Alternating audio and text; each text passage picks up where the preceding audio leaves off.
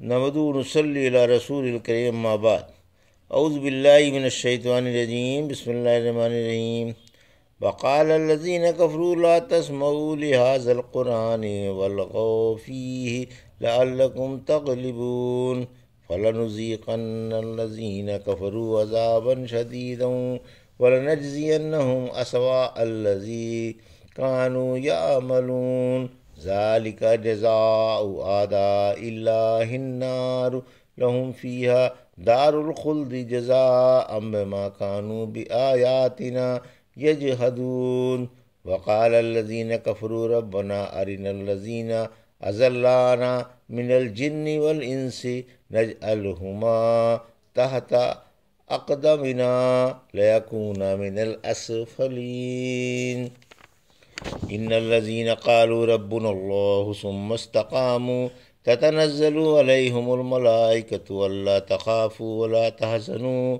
وأبشروا بالجنة التي كنتم توعدون نحن أولياؤكم في الحياة الدنيا وفي الآخرة ولكم فيها ما تشتهي أنفسكم ولكم فيها ما تدعون نزلا من غفور الرحیم۔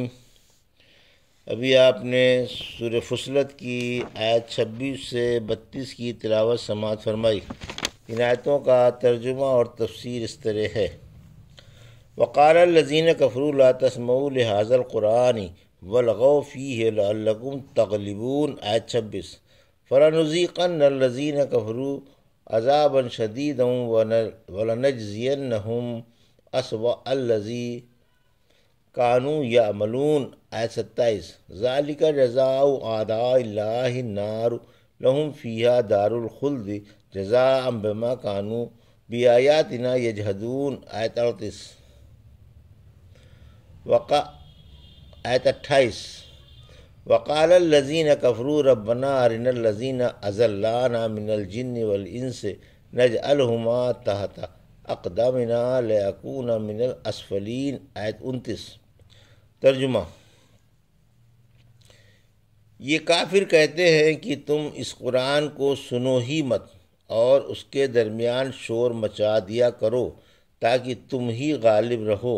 بہرحال ہم ان کافروں کو سخت عذاب کا مزہ چکھا دیں گے اور ضرور ان کے برے کاموں کی سزا دیں گے۔ یہی دوزخ اللہ کے دشمنوں کی سزا ہے، وہاں ان کے لیے ہمیشگی کا گھر ہے، اس وجہ سے کہ وہ ہماری آیتوں کا انکار کیا کرتے تھے۔ اور وہ کافر عرض کریں گے کہ ہمارے رب ہمیں وہ دونوں شیطان اور انسان دکھا دے جنہوں نے ہمیں گمراہ کیا تھا، تاکہ ہم انہیں اپنے پیروں تلے روند ڈالیں کہ وہ خوب ہی ذلیل و خوار ہوں۔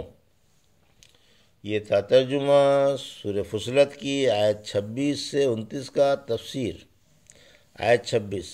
سماع قرآن کے بارے میں کافروں کی رائے۔ مشرک آپس میں ایک دوسرے کو ہدایت کرنے لگے تو قرآن کی اطاعت نہ کرنا اور اس کے احکام پر عمل نہ کرنا، اور جب قرآن پڑھا جائے تو اسے مت سنو اور شور مچا دو، تالیاں پیٹو، سیٹیاں بجاؤ اور آپ کی قرأت میں شور مچا کر گڑبڑ پیدا کر دو، اس میں نکتہ چینی کرو، اسے تسلیم نہ کرو، صاف انکار کر دو اور اس کی مخالفت ہر ممکن پہلو سے کرو۔ پھر فرمایا ایسا اس لیے کرو کہ تمہارا ہی غلبہ رہے۔ یہ آیت سماع قرآن کے متعلق ہے۔ یہ تھا ان جاہل کافروں کا حال، ان کا حال بھی جو ان کے نقش قدم پر چل رہے ہیں۔ یہی ہے حالانکہ اللہ نے اپنے مومن بندوں کو اس کے خلاف حکم فرمایا۔ سورہ اعراف کی آیت 204۔ جب قرآن پڑھا جائے تو اسے خاموشی سے سنو تاکہ تم پر رحم کیا جائے۔ آیت 27-28۔ قرآن نہ سننے والوں کو دھمکی، چونکہ یہ اللہ کے کلام کی توہین کا فیصلہ کر چکے ہیں، اس لیے اس نے اپنے کلام کی عزت و احترام کی خاطر ان دشمنان قرآن کو سخت عذاب کا ڈراوا دیا کہ ان بدبختوں کا قرآن کے مقابلے میں اور اس کے سننے کے وقت جو رویہ ہے اسے ہم برداشت نہیں کرتے اور اس کی سزا ضرور دیں گے۔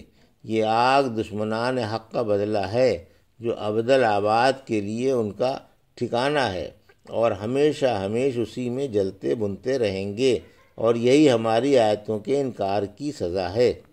آیت 29۔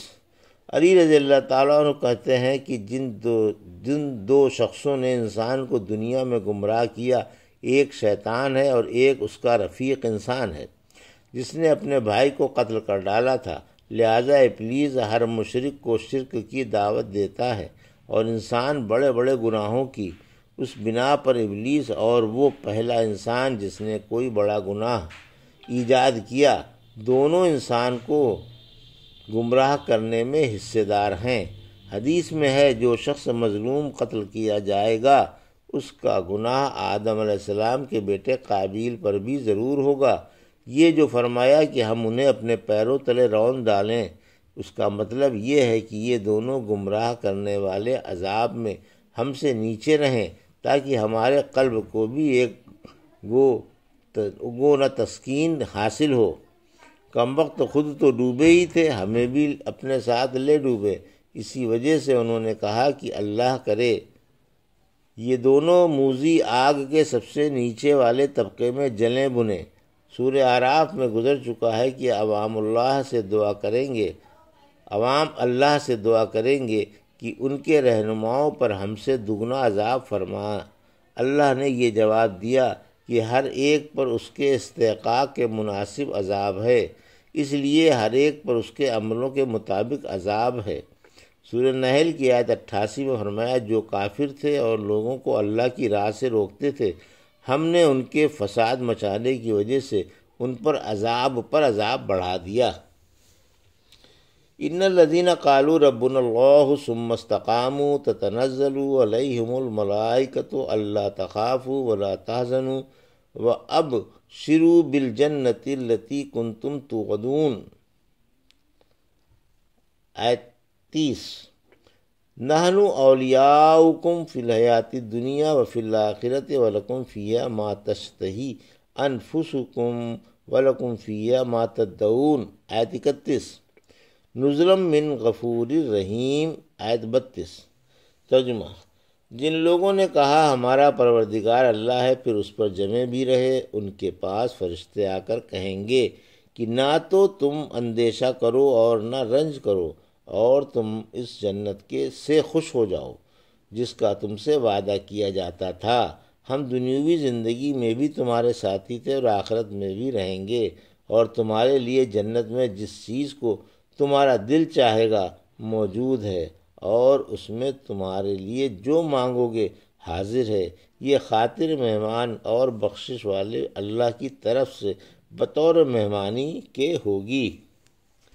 یہ تھا ترجمہ آیت 30 سے 32 کا۔ تفسیر: صاحب استقامت موحدوں کو بشارت، یعنی جو پرخلوص عمل کرتے رہے اور سنت کے مطابق اطاعتوں میں لگے رہے۔ رسول اللہ صلی اللہ علیہ وسلم نے یہ آیت پڑھ کر فرمایا کہ اکثر لوگ یہ کلمہ پڑھ کر کافر ہو جاتے ہیں، جس نے مرتے دم تک یہ کلمہ کہا وہ اس پر جمع رہا۔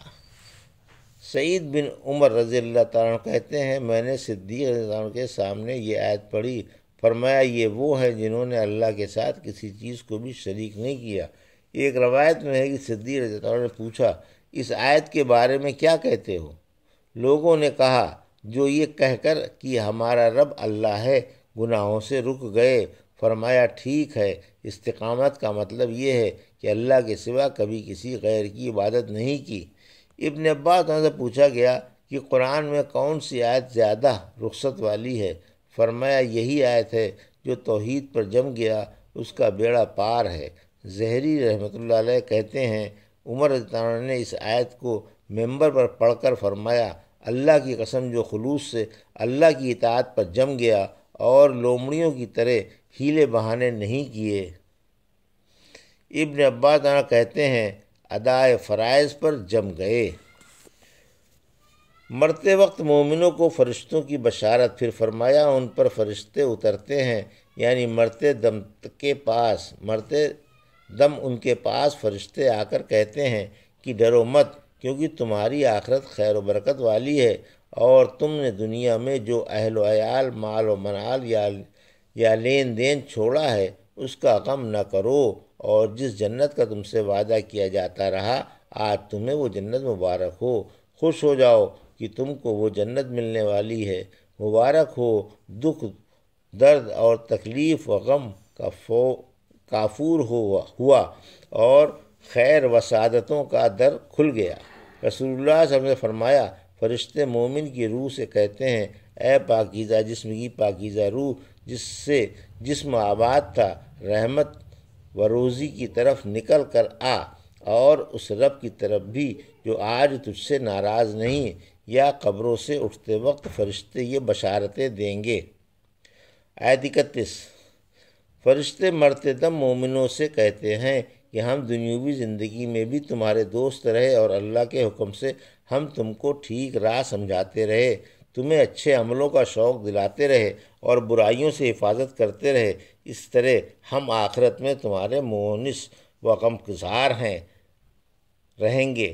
قبروں کی وحشت میں تمہارے انیس و جلیس سور پھونکے جانے کے وقت تمہارے رفیق و مصاحب، اور قبروں سے اٹھتے وقت میدان محشر میں تمہیں تسلی تشخیص دینے والے، تمہاری گھبراہٹ دور کرنے والے، اور صراط مستقیم سے تم کو عبور کرا کر نعمتوں والی جنتوں میں لے جانے والے ہوں گے۔ تمہارے لیے جنت میں جس چیز کو تمہارا جی چاہے گا وہی حاضر ہوگی، اور جس وقت جس نعمت کی تم خواہش کرو گے اسی وقت وہ موجود ہوگی۔ یہ عطا و انعام اور ضیافت و مہمانی خطا پوش و مہربانیوں والے اللہ کی طرف سے ہے۔ رحمت عالم صلی اللہ علیہ وسلم نے فرمایا، جو اللہ سے ملنا پسند کرے گا اللہ اس سے ملنا پسند کرے گا، اور جو اس کی ملاقات کو برا جانے گا اللہ اس کی ملاقات کو برا جانے گا۔ ہم نے کہا، اے اللہ کے رسول صلی اللہ علیہ وسلم، موت کو تو ہر شخص برا جانتا ہے۔ فرمایا، یہ موت کی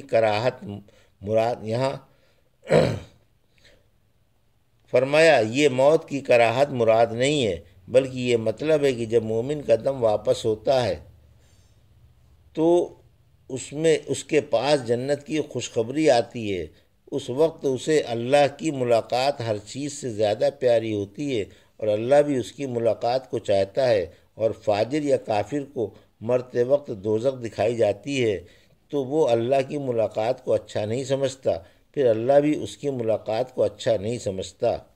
آیت 32۔ یعنی ان کی آوبگت مہربان و غفور رب کی طرف سے بطور مہمانی کے ہوگی۔ یہ تھا سورہ فصلت کی آیت 26 سے 32 کا ترجمہ اور تفسیر جو بھی آپ نے سماعت فرمائی۔ بارک اللہ لی و لکم فی القرآن الحکیم، نفعنی وإیاکم بآیات الذکر الحکیم۔